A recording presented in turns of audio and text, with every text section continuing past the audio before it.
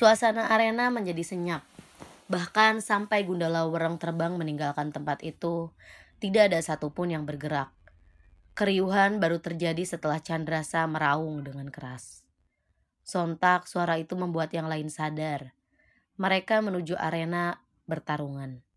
Tapi selain menolong Moza, tak ada lagi yang bisa mereka lakukan. Mian dan Gundala Wereng telah lenyap. Hujan air mata pun jatuh di Nusa Karang. Ki Gali Sagara meminta maaf kepada Naga Welang atas insiden yang terjadi. Karena Gundala Welang telah melakukan pelanggaran berat, maka statusnya sebagai Raja Pulau Ular Utara dan Buaya pun batal. Ia bahkan menjadi buronan di kalangannya sendiri. Untuk sementara, kekuasaan kedua pulau itu dipegang oleh Senopati Layaran. Anak buah Gundala Wereng yang tersisa menjadi tawanan sampai ada keputusan dari Istana Laut Utara. Satu persatu rombongan meninggalkan Nusa Karang. Atas izin Ki Gali Sagara, Gangga Wilis memilih tetap tinggal di Nusa Karang untuk sementara waktu, bersama dengan rombongan Naga Welang. Mereka kini tidak lagi tinggal di dalam hutan merak. Nyi Sembur yang merasa segan pada Gangga Wilis mengizinkan Naga Welang dan rombongannya tinggal di istana. Kesedihan masih jelas terbaca di wajah Maina, Moza, Iis, dan yang lainnya. Tapi tak ada lagi yang bisa mereka lakukan selain mendoakan Mian. Pada kesempatan itu, Kilik, Endu, Jatayu, Musang Api, dan Ribka mengucapkan keinginan mereka untuk pamit. Ribka harus kembali untuk mengganti posisi Guru Pius. Sedangkan Musang Api dan Endu harus pulang untuk menjaga hutan peninggalan Darwis. 2 hari kemudian, rombongan Naga Welang meninggalkan Nusa Karang. Mereka memutuskan untuk kembali ke lembah Mayangkara. Ajeng juga ikut bersama mereka. Kondisi Baluran yang belum jelas membuat ia harus menunda kepulangannya. Tali Geni ikut bersama rombongan Naga Welang untuk menghadap ke Istana Laut Utara. Mayangkara menyambut kedatangan mereka dengan sangat hangat. Saat mendengar apa yang terjadi pada Mian, wajahnya berubah. Hari demi hari dilalui Moza dan Ajeng dengan melatih diri. Kesibukan itu membantu mereka untuk terlepas dari kesedihan atas lenyapnya Mian. Maina, Timur, Alit, Iis dan Johan kembali ke Malang. Chandrasa dan Condromowo memilih untuk melakukan penyelidikan di Baluran. Apa yang terjadi di Nusa Karang membuat Mbak Sirna bersukacita. Sama seperti Moja, ia yakin Mian pasti sudah tewas di perut Gundala Wereng. Harapannya untuk mendapatkan Mustika Wijaya Kusuma kembali berkobar. Apalagi saat ini, Mbak Sirna telah berhasil mendapatkan 20 jenglot Sostromolo. Malam ini Sirna sengaja menunggu pulang Dr. Asti yang dijemput oleh Johan. Di antara anggota kelompok Mian, Sirna menganggap Johanlah yang terlemah di kelompok itu. Tujuan Sirna adalah mencari tahu tempat persembunyian Moja. Setelah lama menunggu dan Johan tidak juga keluar, Sirna memutuskan untuk memasuki tempat praktek Dr. Asti. Kemunculan Sirna sangat begitu tiba-tiba, membuat Johan tidak bisa berbuat banyak saat tangan kakek itu mencengkram tangan Asti. Dengan paksa, Mbah Sirna meminta untuk Johan mengatakan di mana tempat Moza berada, atau ia akan mematahkan leher Dr. Asti. Melihat tangan Mbak Sirna semakin kuat menekan leher Asti, Johan tidak punya pilihan lain. Ia menceritakan lokasi lembah Mayangkara pada Sirna. Setelah berhasil mendapatkan keterangan, Sirna menghilang dari tempat itu. Johan langsung menghubungi Timur untuk menceritakan apa yang baru saja terjadi. Saat tiba di lereng Lawu, Sirna baru tahu apa yang diceritakan Johan ternyata benar. Ia tidak bisa memasuki lembah Mayangkara. Untuk menyampaikan pesan, Sirna melakukan cara yang kejam. Ditangkapnya banyak monyet lalu disiksa. Dari keterangan Johan, Sirna tahu monyet itu akan datang ke lembah Mayangkara untuk meminta pengobatan. Mayangkara, Moza, dan Ajeng tahu jika monyet itu dilukai oleh Sirna. Timur, Iis, dan Alit yang diharapkan untuk membantu ternyata terhalang oleh tugas. Mereka diperbantukan untuk mencari koruptor yang sengaja disembunyikan oleh kroninya. Tanpa sepengetahuan mereka, diam-diam Sirna telah meninggalkan lereng Lawu. Berbekal informasi tentang Dewi Merak Putih yang ternyata ada bersama Moza, Sirna memutuskan untuk pergi ke Baluran. Candrasa dan Condromowo telah beberapa lama berada di daerah kekuasaan Handaka untuk menyelidiki kekuatannya, juga berusaha mencari tahu keberadaan keluarga Ajeng. Namun gerak-gerik mereka ternyata memancing kecurigaan Mahesa Waza, salah satu prajurit utama di kerajaan Handaka. Ia dan 4 orang anak buahnya lalu mendatangi Candrasa dan Condromowo. "Ada keperluan apa kalian datang ke Baluran?" tanya Mahesa Waja. "Hanya berjalan-jalan saja, Tuan. Saya datang dari laut dan ingin mencari suasana yang berbeda. Kebetulan saya mempunyai teman dari keluarga Merak," ucap Condromowo. "Lupakan saja. Keluarga itu ada di penjara karena melakukan pengkhianatan. Jangan melakukan hal yang aneh, atau aku akan menangkap kalian," ucap Mahesa Waja. "Baik Tuan, maafkan kami," ucap Condromowo. Mahesa Waja lalu meninggalkan Candrasa dan Condromowo. Handaka mengatakan jika ada tamu penting yang akan berkunjung. Ia pun lalu menuju istana. Condromowo dan Candrasa sendiri melanjutkan pencarian mereka. Tentu saja dengan cara yang lebih berhati-hati. Informasi akhirnya berhasil mereka dapatkan. Keluarga Ajeng dipenjara di sebuah jurang yang dalam. Penjagaan di jurang itu sangat ketat.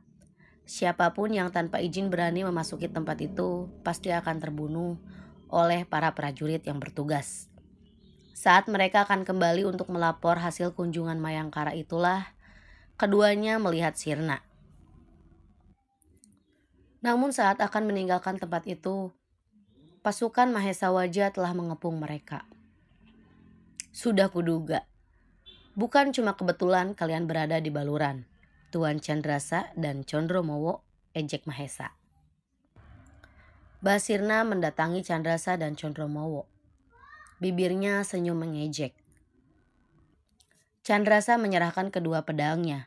Hal yang sama juga dilakukan oleh Condromowo. Setelah itu Mahesa Waja mengikat tangan mereka dan membawanya ke istana. Kedatangan Mahesa Waja dan Basirna disambut oleh Macan Blorok dan Macan Kombang, kepala pasukan pengawal istana Baluran. "Siapa yang kau bawa, Mahesa?" tanya Blorok. "Penyusup dari Lawu dan Laut Utara," ucap Mahesa. Tak lama kemudian Macan Blorok keluar bersama wanita cantik yang berpakaian coklat kehitaman. Sebilah pedang yang tergantung di punggungnya menunjukkan jika wanita itu bukanlah seorang pelayan. "Salam hormatku, Temenggung Bubut. Tamu yang kau tunggu, Ki Ajeng, sudah datang. Bersamanya juga ada 2 penyusup yang berhasil kami tangkap." Mbah Sirna mengikuti Tumenggung Bubut. Setelah beberapa lorong yang dipenuhi oleh prajurit perempuan, mereka sampai di ruangan Handaka. Raja benteng yang terkenal mata keranjang itu terlihat santai. Ia berbaring dengan dikelilingi banyak dayang-dayang. Saat kelihatan Mbah Sirna, Handaka perlahan bangkit dan duduk. "Aku sudah mendengar apa yang terjadi di Laut Selatan, Sirna. Terus terang, ancaman Ajeng tidak begitu menakutkan buatku. Anggap saja kita mempunyai kepentingan yang sama, Ki Ageng. Lagi pula bantuanku tidak akan merugikan Baluran sama sekali," ucap Sirna. Ketika Sirna sedang menikmati keramahan Handaka, hal sebaliknya terjadi pada Condromowo dan Candrasa. Keduanya justru sedang terikat di lembah yang ada di bawah jurang Gembung, yang dijaga oleh Tumenggung Bawung dari bangsa Ajing. Bukan tanpa alasan tempat itu dinamakan Jurang Gembung. Penjara itu dipenuhi oleh ratusan kerangka yang berserakan. Handaka rupanya menerapkan tangga besi pada semua penentangnya. Jika tidak mati karena siksaan, maka tawanan akan mati karena kelaparan. Keluarga Ajeng tidak dipenjara di Jurang Gembung. Handaka sengaja menyiksa keluarga itu dengan membuatnya menyaksikan kematian teman dan keluarga mereka yang tertangkap. Di Laut Selatan, Ki Galih Sagara membaca surat yang ditinggalkan Gangga Wilis. Putri kesayangannya itu diam-diam meninggalkan Balai Galih dan pergi ke alam manusia untuk mencari Ajeng dan Moja. Ki Galih tahu jika itu hanya alasan Gangga Wilis. Tujuan sebenarnya adalah untuk mencari Gundarawereng membalaskan dendam atas kematian Mian. Ditunjuknya Nagalindu dan Ki Sabat Mumur untuk mencari dan mengawal Gangga Wilis tanpa menunjukkan jati diri kecuali saat terpaksa. Nagalindu dan Ki Sabat Mumur pergi bergegas meninggalkan Balai Galih, bertugas segera menuju ke lereng Lawu untuk melacak keberadaan Gangga Wilis. Menghilangnya Candrasa dan Condromowo membuat Ajeng dan Moja kebingungan. Beruntung di saat itu Maina datang ke lembah Mayangkara. Condromowo ternyata berhasil menyampaikan pesan kepadanya. Ajeng menyarankan penyerangan, bukan tentang ayah dan ibunya, tetapi nyawa Candrasa dan Condromowo. Tetapi sebenarnya itu dilarang. Mereka melarang Moza untuk menyerang. Kekuatan Handaka sudah sangat besar, apalagi sekarang Mbah Sirna ada di sana. Mayangkara menatap Maina, lalu Ajeng. Ia bingung untuk memberikan pendapat. Situasi sedang begitu rumit. Timur dan yang lain juga tidak bisa membantu karena sedang sibuk bertugas. Tak lama kemudian Naga dan Wira, juga Tali Geni dan Naga Tirta menyusul hadir. Mereka datang untuk menemani menjemput Paman Candrasa dan Condromowo. Sementara itu, Gangga Wilis yang melacak Gundalawereng berhasil menemukan di lebatnya hutan Semeru. Tubuh naga hitam itu tergeletak di antara pepohonan yang tumbang. Dari apa yang terlihat, Gundalawereng sepertinya telah terlibat dalam pertarungan yang dahsyat di tempat itu.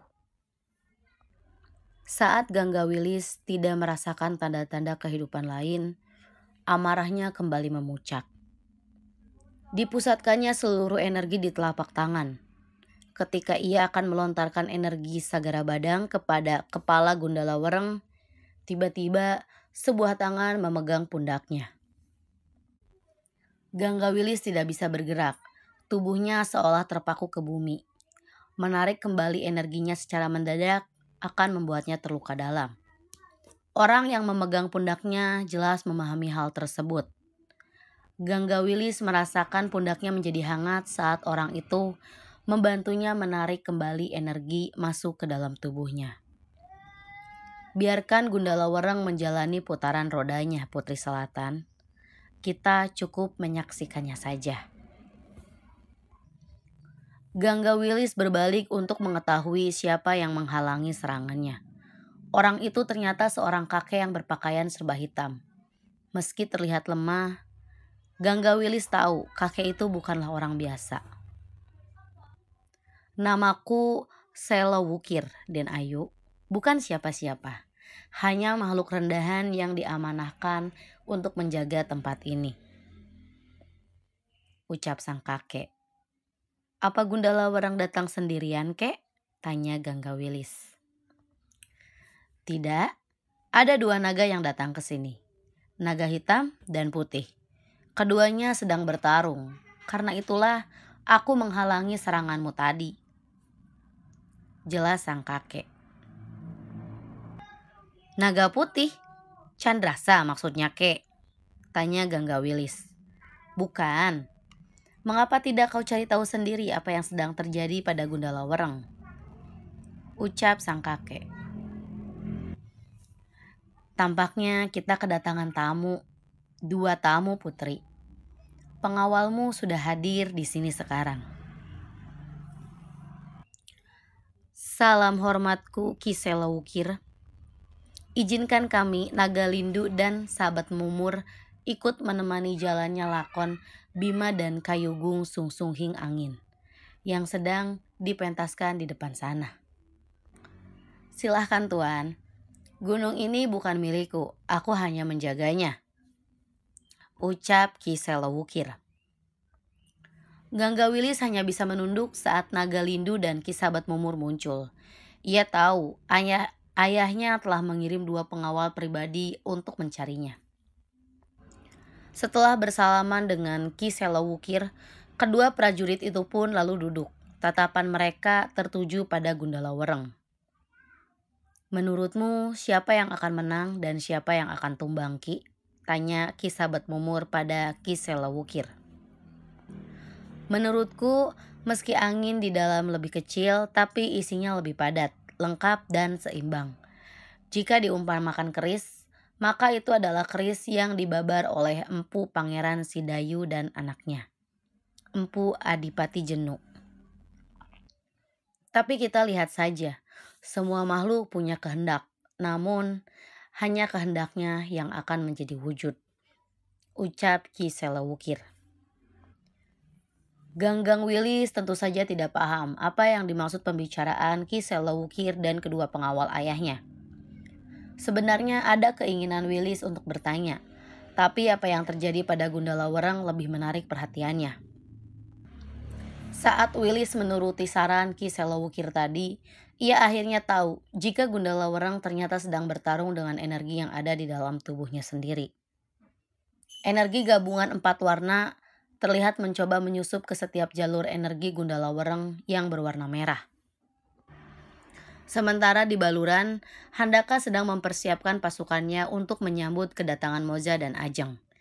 Kadasi Klawu yang dimintai untuk memata-matai lereng Lawu telah memberikan kabar jika Moja, Maina, Ajeng dan ditemani oleh beberapa ular telah meninggalkan Gunung Lawu bergerak ke Baluran. Di Jurang Gembung, sesosok tubuh tampak mengendap-endap di antara bebatuan dan tumpukan tulang belulang. Laskar Baung yang tidak menyadari jika tempat mereka telah dimasuki penyusup. Tidak ada gangguan yang datang ke Jurang Gembung membuat mereka tidak lagi swaspada dulu. Sosok itu mendekati gua tempat Candrasa dan Condromowo ditawan. Ia memasuki gua. Condromowo dan Candrasa langsung menyiapkan diri saat melihat ada yang mendekati mereka. "Jangan takut, aku utusan dari keluarga Ajeng," bisik wanita itu. Wanita itu memperkenalkan diri sebagai Tapak Jalak. Dulu dia adalah pelayan di dalam keluarga Merak. Namun setelah jatuhnya kekuasaan ke tangan Handaka, ia ikut tersingkir. Bersama anggota keluarga Merak yang berhasil selamat, ia melarikan diri dan mencari perlindungan di Meru Betiri.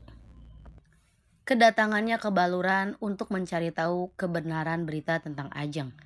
Sebagai pelayan yang pernah menjadi pengasuh Ajeng, Tapak Jalak jelas ingin mendapat kabar tentang momongannya yang dikabarkan telah meninggal itu. Ia sangat bersyukur saat mendengar kabar Ajeng masih hidup, yang artinya Baluran masih mempunyai harapan. Karena sejak Ajeng dikabarkan meninggal, Raja dan Ratu Merak menjadi kehilangan semangat hidup, hingga mereka bisa dengan mudah dikalahkan oleh Handaka. Segera ia pergi meninggalkan gua untuk memberikan kabar kepada Raja dan Ratu. Tak lupa ia juga mengatakan jika berhasil, Kidang Kilat dan Bandot Landung akan sebentar lagi datang membebaskan mereka.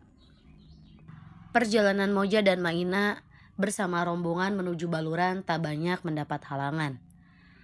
Baru setelah mereka mendekati wilayah Handaka, rintangan mulai bermunculan. Mulai dari demit kelas rendah seperti Gendelwo, Wewe Gombel, sampai dengan demit yang agak tinggi ilmunya seperti Lampor dan juga Banaspati. Tentu saja, jin-jin itu tidak bisa berbuat banyak saat menghadapi Moja dan kelompoknya. Namun bukan itu tujuan Handaka. Tujuannya adalah agar Moja dan yang lain kehabisan tenaga sebelum sampai ke Istana Baluran. Tak lupa Handaka juga menyuruh Ki Caling untuk menghadang Moja dan kelompoknya. Di Semeru, Gundala Wereng masih berguling ke segala arah. Tak hanya dari dalam, energi yang menyerangnya juga berasal dari luar. Sampai akhirnya naga hitam itu pingsan setelah memuntahkan sebuah benda yang menyala merah seperti bara. Ganggawilis tanpa sadar memekik saat melihat benda itu bergerak dan berdiri. Hampir saja ia meloncat ke arah manusia merah itu. Namun Ki Selowukir segera meraih tangannya. "Jangan mendekat dulu. Kita belum tahu yang menang di pertarungan itu Mian atau Gundala Wereng," bisik Ki Selowukir. "Mengapa tubuh Mian berwarna merah, Ki?" tanya Wilis. "Itu energi milik Gundala Wereng. Karenanya aku melarangmu pergi ke sana. Pertarungan masih belum selesai." Padahal pemuda itu bisa saja langsung menghabisi nyawa Gundala Wereng.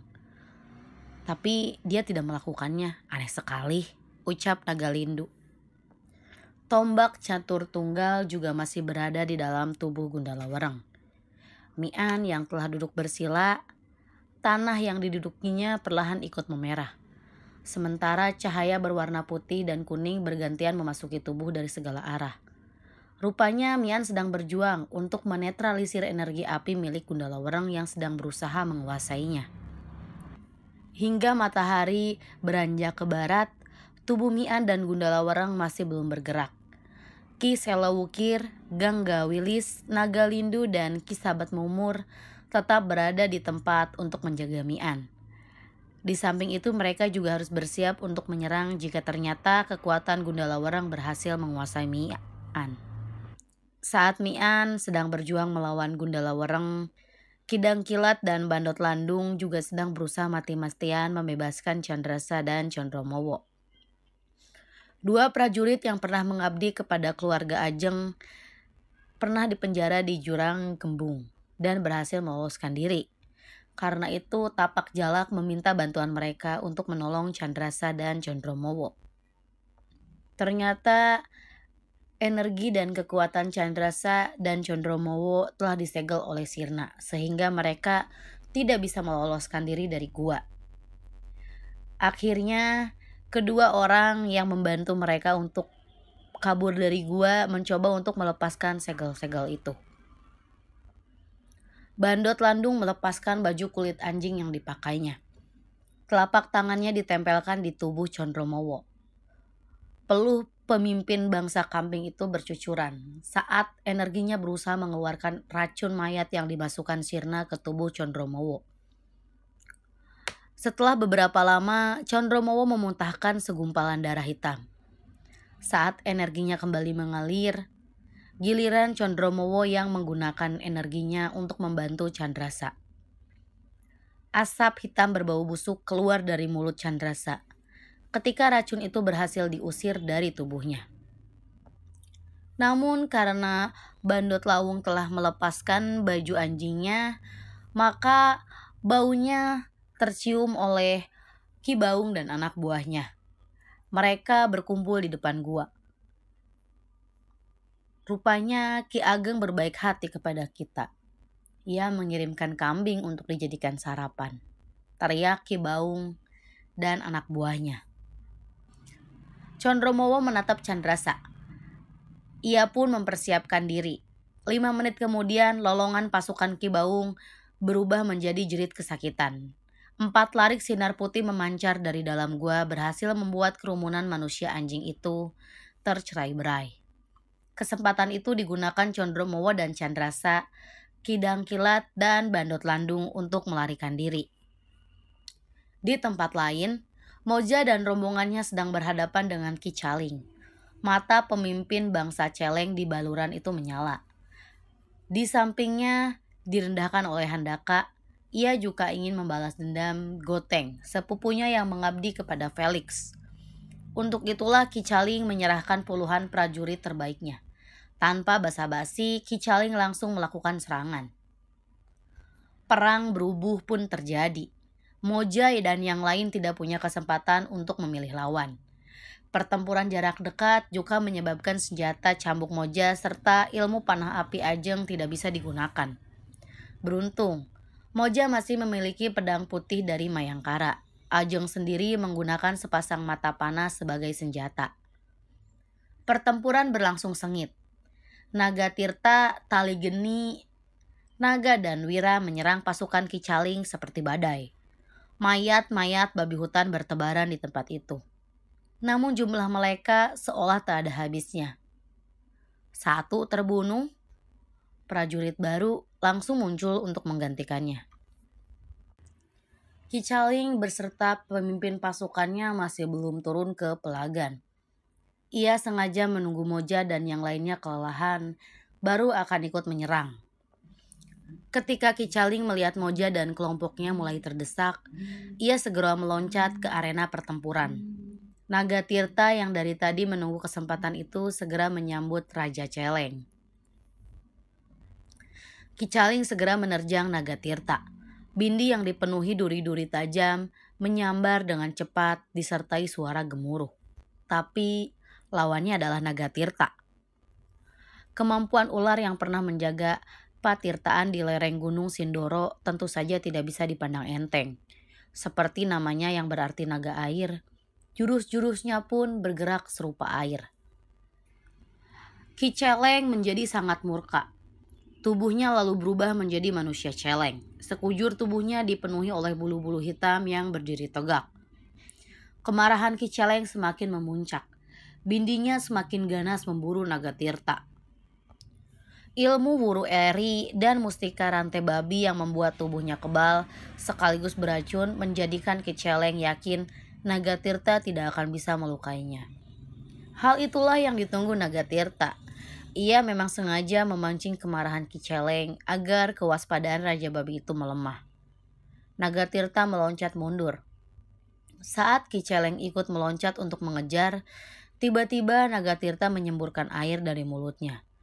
Sekujur tubuh Ki Celeng basah kuyup. Saat itulah Ki Celeng merasakan hal aneh. Tiba-tiba ia menggigil kedinginan. Uap tipis terlihat mengepul di sekujur tubuhnya. Pelan tetapi pasti Ki Celeng membeku. Air yang disemburkan Naga Tirta rupanya berisi energi ilmu Banyu Sewindu. Energi ilmu itu mampu menembus lubang sekecil apapun. Kematian Ki Celeng membuat pasukan Celeng kehilangan keberanian. Satu persatu mereka kabur dan menghilang dari medan pertempuran. Suasana pun kembali sunyi seperti semula. Karena hari semakin gelap, Moja dan Ajeng memutuskan untuk bermalam di sabana. Ketika mereka sedang beristirahat, tiba-tiba Naga Tirta, Tali Geni, Naga dan Wira beserta Moja dan Ajeng berdiri. Mata mereka menatap ke arah yang sama. Tak lama kemudian, muncul beberapa bayangan dari kegelapan. Mereka lega. Setelah mengenali beberapa di antara mereka yang datang adalah sosok Candrasa dan Chandromowo. Ajeng yang melihat tapak Jalak langsung berdiri dan memeluknya. Mata Kidang Kilat dan Bandot Landung berkaca-kaca saat melihat kejadian itu. Mereka kembali duduk melingkari api unggun. Tapak Jalak mengatakan jika mobilisasi sedang dilakukan di Meru Betiri. Semoga saja masih ada sisa prajurit baluran yang punya nyali di Meru Betiri, ucap Tapak Jalak penuh harap. Setelah berunding, mereka sepakat untuk pergi ke Jurang Gerojok malam itu juga. Sesampainya di sana, mereka disambut oleh hal yang tidak terduga. Sebuah pertempuran tengah berlangsung sengit di tepi Jurang Gerojok. Laskar dari Meru Betiri ternyata sudah datang. Kuserahkan urusan raja dan ratu padamu, Ki Badot. Aku akan segera ikut bertempur, ucap Kidang Kilat. Bandot Landung menuruni Jurang Gerojok bersama Moja, Ajeng, dan yang lain. Perjalanan tidak mudah, karena pasukan Handaka bertebaran di mana-mana. Setelah berjuang, mereka berhasil tiba di tepi jurang. Bukan berarti masalah telah selesai. Justru di tempat itu para kepala pasukan dan prajurit utama penjaga penjara berada. Tidak butuh waktu lama, pertempuran pecah. Maina, Moza, Naga Tirta, serta yang lain harus berhadapan dengan puluhan manusia Wergul dan Geranggang. Sementara Bandot Landung, Ajeng, Tali Geni, dan Candrasa berusaha mencari jalan untuk mendekati gua tempat Raja dan Ratu Merak ditahan. Saat Bandot Landung tiba di dekat mulut gua, pasukan yang berjaga langsung menyerang. Tali Geni dan Bandot Landung sengaja memancing pertempuran menjauhi mulut gua untuk memberi jalan bagi Ajeng dan Candrasa. Ketika keduanya berhasil memasuki gua, Tali Geni dan Bandot Landung segera meloncat di depan mulut gua untuk mencegah siapapun menerobos masuk. Mata Ajeng meneteskan air mata ketika melihat bagaimana kondisi kedua orang tuanya. Tubuh mereka kurus kering, dengan kaki dan tangan terantai di dinding. Saat Ajeng akan maju, tiba-tiba langkahnya terhenti. Handaka rupanya memasang penghalang untuk mencegah siapapun yang tidak mempunyai izin mendekati mereka. "Ayah, Ibu, Ajeng sudah datang." Panggilan Ajeng membuat mata ayah dan ibu terbuka. Raut wajah mereka tampak terkejut saat melihat kehadiran Ajeng. Air mata mengalir deras. Ibu dan ayah Ajeng memberitahu apabila cara memasuki penghalang itu adalah dengan menggunakan mustika wergul dan garanggang. Candrasa pergi untuk mengambil mustika itu. Candrasa sampai di mulut gua. Ia bertempur dan menyampaikan perihal mustika itu kepada Tali Geni dan Bandot Landung. Kebingungan melanda ketiganya. Candrasa jelas akan kesulitan untuk mencari dan menghadapi dua lawan. Sementara jika Tali Geni ikut bersama Candrasa, Bandot Landung yang akan mengalami kesulitan. "Biar aku yang menemanimu untuk mencari mustika itu, Sa." Candrasa dan Tali Geni tersentak saat mendengar suara itu. Mereka seolah tidak percaya melihat wujud yang kini ikut bertempur bersama mereka. "Kau masih hidup, An?" tanya Candrasa.